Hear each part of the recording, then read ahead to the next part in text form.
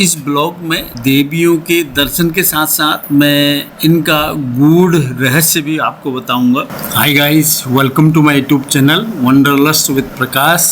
आज हम लोग जा रहे हैं 5 देवियों के दर्शन के लिए हिमाचल प्रदेश में ऊना और कांगड़ा डिस्ट्रिक्ट में। वैसे तो हिमाचल में 9 देवी यात्रा दर्शन का बड़ा महत्व है, लेकिन हम लोग सिर्फ 5 देवियों के दर्शन करने के लिए जाएंगे। चिंतपूर्णी, ज्वालामुखी, बगुलामुखी, ब्रजेश्वरी और चामुंडा देवी के मंदिर। इन 5 मंदिरों में दर्शन करने के लिए आप बाई ट्रेन जा सकते हैं। नई दिल्ली से कई ट्रेनें चलती हैं और सबसे बढ़िया है वंदे भारत। वो सुबह 5:50 में नई दिल्ली से चलती है और 11:05 में अंदौरा अंतिम रेलवे स्टेशन पर पहुंच जाती है। इस ट्रेन में खान पान की व्यवस्था भी रहती है, जो आपके टिकट के साथ ही जुड़ा रहता है।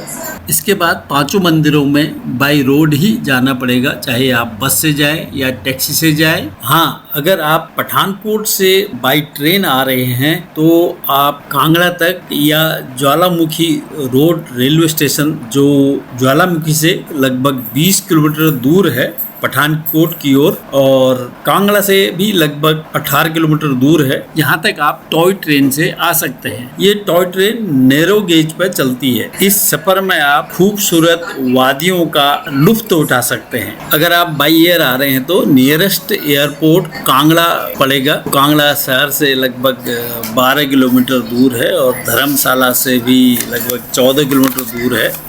बाई एयर आने पर आपको सबसे नज़दीक ब्रजेश्वरी, जिसको नगरकोट का मंदिर भी कहते हैं, और चामुंडा, ये दोनों मंदिर सबसे नज़दीक पड़ेंगे। और ज्वालामुखी की ओर आने पर बीच में आपको माता बगुलामुखी का मंदिर पड़ेगा, वहाँ पे आप भी रास्ते में दर्शन कर सकते हैं। और साथ ही आप धर्मशाला और मैक्लोडगंज की हसीन वादियों का आनंद भी ले सकते हैं। हम अंदौरा पहुँच के हमने तुरंत टैक्सी बुक कर ली और वहाँ से हम बिना रुके तुरंत चिंतपूर्णी मंदिर की ओर निकल पड़े, क्योंकि चिंतपूर्णी मंदिर 11:30 बजे से 12:30 बजे तक मैया को भोग लगाने के लिए बंद रहता है। तो जितना आप देर करेंगे उतना फिर लंबी लाइन बढ़ती जाएगी। यहाँ पर काफी भीड़ रहती है और जो भी यहाँ मंदिरों में दर्शन करने के लिए आते हैं वो सबसे पहले चिंतपूर्णी मंदिर ही जाते हैं। उसके बाद या तो बगुलामुखी जाते हैं या फिर ज्वाला जी। चिंतपूर्णी का मंदिर लगभग 22 किलोमीटर पड़ेगा और यहाँ पहुँचने तक 45 मिनट लगभग लगेंगे। अगर आप कार से आ रहे हैं तो कार आपको ये गेट नंबर 2 पर ही छोड़ देगी। आप जूते चप्पल यही गाड़ी में खोल के जाए या यहाँ बाहर दुकान में खोल दें। अगर आप सोचेंगे कि अंदर से सामान लेंगे तो वहीं पर जूते चप्पल खोलेंगे तो फिर अंदर आपको जूते चप्पल के लिए जाना बहुत मुश्किल हो जाएगा। दोबारा मंदिर से दर्शन करके आप बाहर दूसरे रास्ते से आएंगे। हम लोग लगभग 12:15 बजे यहाँ गेट नंबर 1 पर पहुंच गए थे। भीड़ बढ़ते जा रही है और आगे बढ़ नहीं रही है, क्योंकि 11:30 से 12:30 तक मैया का भोग का टाइम है और इस समय श्रद्धालुओं के लिए मंदिर के कपाट बंद रहते हैं। अब 2 लाइनें बन गई हैं, क्योंकि एक लाइन गेट नंबर 1 से आई है और दूसरी लाइन गेट नंबर 2 से। मैया के गर्भगृह का प्रसारण आप जगह जगह टीवी लगा रखे हैं, इनमें देख सकते हैं।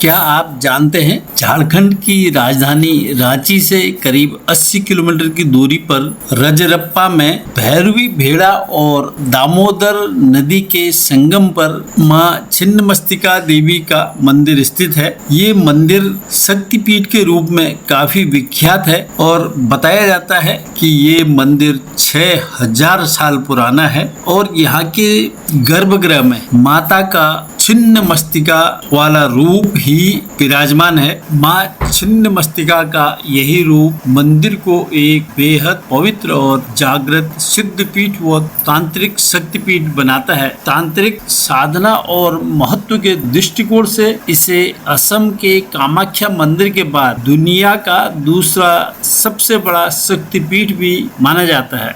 जबकि हिमाचल में चिंतपूर्णी मंदिर में, जिस मंदिर में हम अभी यहाँ पर आए हैं, यहाँ माता पिंडी स्वरूप में विराजमान है।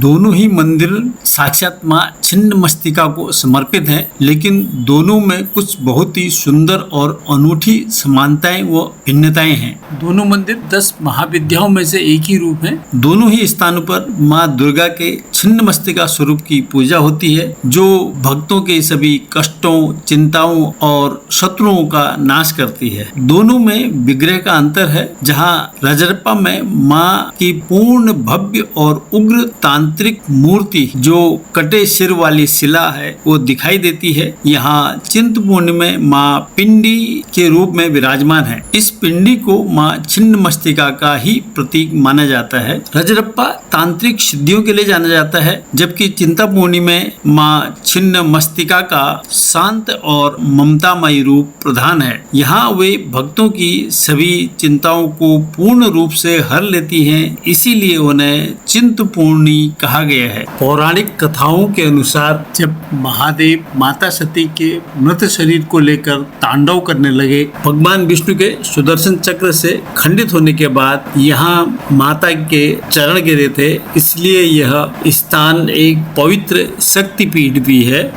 और साथ ही यहाँ पर माता छिन्नमस्तिका का चिंतपूर्णी के रूप में यहाँ पर पूजा की जाती है। तो यह माता के 10 महाविद्याओं में से एक होने के कारण यह एक सिद्ध पीठ भी है। अगर हम रजरप्पा की बात करें, क्योंकि वहाँ पर छिन्नमस्तिका माता का बहुत उग्र रूप है, इसलिए वो महासिद्ध पीठ। एक विशेष ध्यान देने वाली बात है, यहाँ की लोक मान्यता है कि यहाँ मैया का प्रसाद यहाँ मंदिर में ही खा लेना चाहिए, उसे घर नहीं ले जाना चाहिए और ना ही किसी दूसरे प्रसाद के साथ इसको मिलाना चाहिए। आप लोग भी ध्यान दें, जब यहाँ कभी भी आए तो यहाँ से माता का प्रसाद अपने घर ना ले जाएं, माता के उस प्रसाद को यहीं पर ही ग्रहण कर लें। इसके भी कुछ कारण है क्यों नहीं ले जाते हैं। धार्मिक मान्यताओं के अनुसार माता चिंतपूर्णी का स्वरूप छिन्नमस्तिका है, जो दुर्गा माता के 10 महाविद्याओं में से एक रूप है। एक बार आदिशक्ति अपनी 2 सहेलियां, कहीं पर डाकनी वर्णन लिखा हुआ है और कहीं जया विजया के साथ स्नान करने गई थी। स्नान के बाद जब लौटी तब डाकनी और वर्णनी को अत्यंत भूख लगी, तो उन्होंने माता से कहा कि हे माता, हमें भोजन दीजिए, आप तो समस्त जगत की पालन करता है,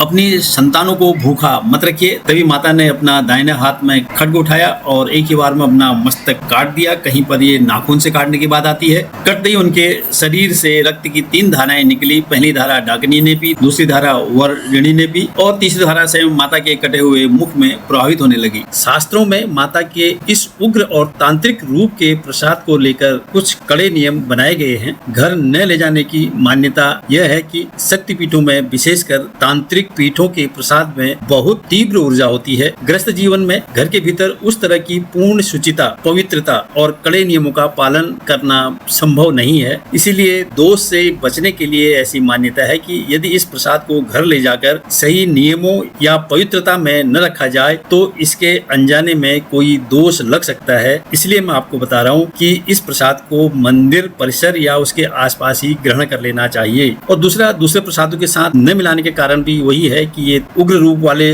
पीठ का प्रसाद की ऊर्जा बहुत ज्यादा हो जाती है और इनकी प्रकृति भी अलग होती है। इसलिए दूसरे शक्ति पीठ जो सामान्य शक्ति पीठ है उनके प्रसादों के साथ या कुछ दूसरे देवताओं के प्रसादों के साथ इस प्रसाद को नहीं मिलाना चाहिए। और दूसरा ये भी है कि शास्त्रों के अनुसार ये भी कहा गया है कि अलग अलग सिद्धियों और स्वरूपों के प्रसाद को एक साथ मिलाने से उनकी व्यक्तिगत महत्ता और उनकी मर्यादा प्रभावित होती है। तो दोस्तों, आप देख रहे हैं कितनी लंबी लाइन लग चुकी है। हम लोग तो ये गेट नंबर 2 से यहाँ से अंदर गए थे, अब तो बहुत बाहर से लंबी लाइन लग गई है। अगर आप चिंतपूर्णी में स्टे करना चाहते हैं तो यहाँ पर ये होटल और धर्मशाला भी है, आप यहाँ इनमें रुक सकते हैं। दोस्तों, वैसे आपने देखा होगा जहाँ भी माता के मंदिर होते हैं वहाँ पर एक भैरव जी का मंदिर जरूर होता है, जो क्षेत्रपाल की तरह माता की रक्षा करते हैं। लेकिन यहाँ पर माता चिंतपूर्णी की रक्षा के लिए चारों दिशाओं में स्वयं महादेव जी माता की चारों दिशाओं से रक्षा करते हैं। और श्रद्धालु इन्हें चिंतपूर्णी धाम के 4 शिव मंदिर भी कहते हैं। पहला है कालेश्वर महादेव टेम्पल, जो माता के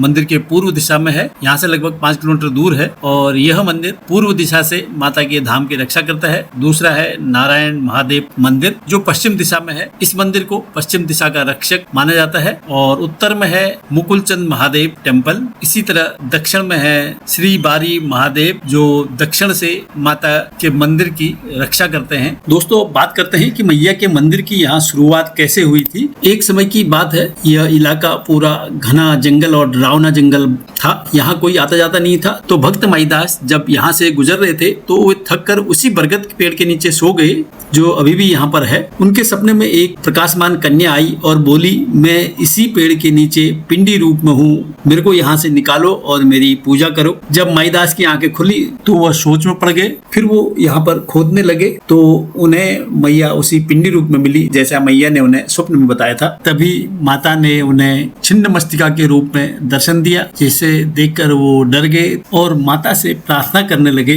कि मैया मैं आपका ये भयानक रूप सह नहीं पाऊंगा, देख नहीं पाऊंगा, आप शांत रूप में मुझे दर्शन दीजिए और यहाँ पर स्थापित होइए। तो माता ने तब से अपना शांत रूप लेके यहाँ प्रतिष्ठित हुई और माईदास से बोला आप मेरे यहाँ पूजा करो।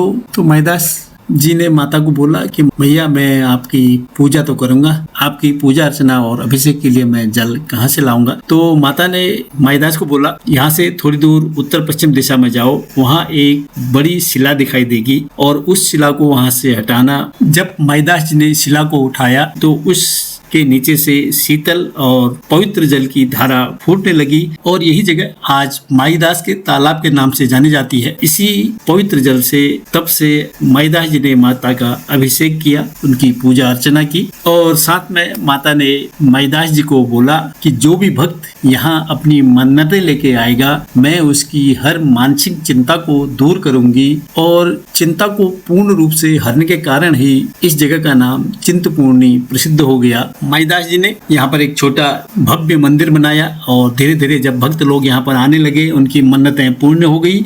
तो यह बात राजा तक पहुंची तो राजा ने यहाँ पर एक भव्य और विशाल मंदिर बनाया। बोलो चिंतपूर्णी मैया की जय। अगर आपको ये ब्लॉग पसंद आया है तो सब्सक्राइब कीजिए और लाइक और शेयर भी जरूर कीजिए। तो अगले ब्लॉग में हम जाएंगे माँ बगुलामुखी के दर्शन करने के लिए। मिलते हैं बगुलामुखी के मंदिर में, तब तक स्वस्थ रहें, मस्त रहें, तीर्थ यात्रा का आनंद लेते रहें। Thank you for watching.